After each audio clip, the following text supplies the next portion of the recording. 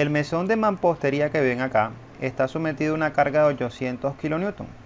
Vamos a determinar la ecuación de la línea y igual f de x a lo largo de la cual la carga puede ser colocada sin causar esfuerzos en tensión sobre este mesón. Vamos a expresar el peso de ese mismo. Bueno, vamos a resolver el problema utilizando los conceptos de carga combinada. Dado que esta carga está excéntrica con respecto al centroide, aparte de tener una carga axial que va a producir esfuerzos normales, dicha posición va a generar también en los dos ejes X y Y que ven acá, esfuerzos por flexión en cada uno de esos ejes coordenados. Entonces digamos que el objetivo es ver cuál sería la función que permitiría que esos esfuerzos normales no sean sino solo de compresión, dado que los cerámicos, como los que se usan en mampostería, son materiales amorfos que están diseñados o más bien utilizados para cargas que sean más a compresión que a tensión, porque puede que soporten poca, pero más bien están diseñados es para que no soporten, ¿ok? Entonces listo, vamos aquí a considerar la siguiente situación utilizando algo de estática y claro está un poco de lo que hemos visto hasta ahora sobre carga combinada. Entonces antes de eso vamos a proceder con las propiedades de sección de esta área. Vemos que aquí tenemos un área que tendría una base de 3 metros y una altura, por decirlo de alguna manera, en el eje Y de 4.5. Es decir, sería multiplicar 3 metros por 4.5 metros y esto nos da cerca de 13.5 metros cuadrados. Vaya, esto es una área que vamos a utilizar para el cálculo de los esfuerzos normales. Si por lo menos vemos el momento de inercia con respecto al eje X, es decir, con este, la altura sería toda esta arista que vemos aquí. O sea que si utilizamos el momento de inercia de una figura rectangular como un doceavo de la base, que serían 3 metros, multiplicados por la altura que son 4.5 metros a la tercera potencia, eso sí, nos queda entonces que el resultado en este caso es igual a 22.78125 metros a la 4. Sale, ahora vamos a utilizar el momento de inercia con respecto al eje Y, es decir, a este de acá.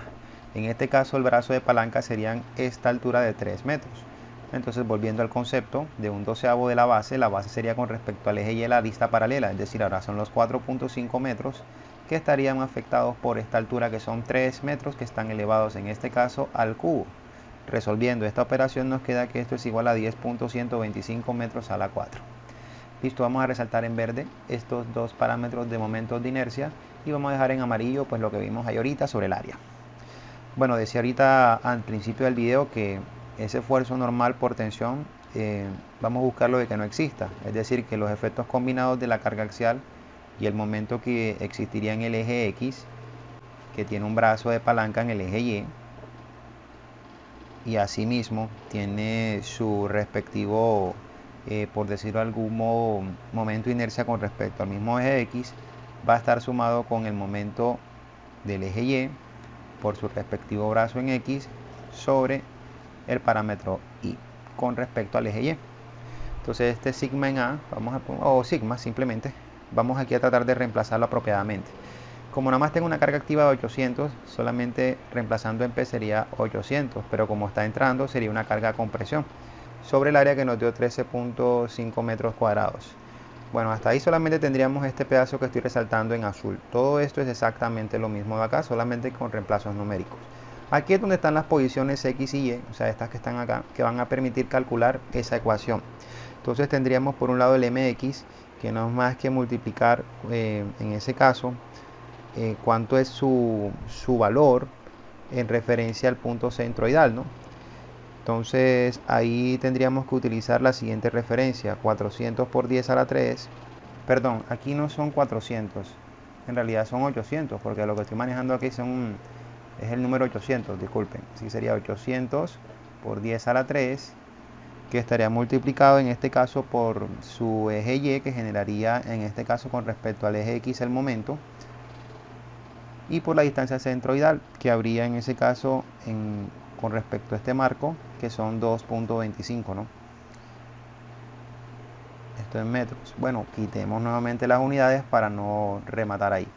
Todo esto dividido sobre, en ese caso particular, el momento de inercia con respecto al eje X, ya que estamos utilizando este brazo, que nos dio 22.78125 metros a la 4. Recuerden que no estoy usando las unidades. Nuevamente utilizo la carga de 800, no eran 400. 800 por 10 a la 3, en este caso por X, bien, con respecto al eje Y. Y en este caso el brazo de palanca serían 1.5. O la distancia de la fibra neutral desde la parte de este borde hasta donde está ubicado el eje.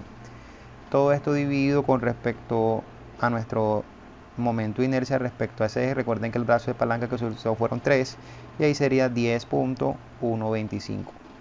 Listo, voy a hacer estas operaciones por fuera de cámaras, o sea, dividir esto, también todo esto que quede nada más todo en función de Y.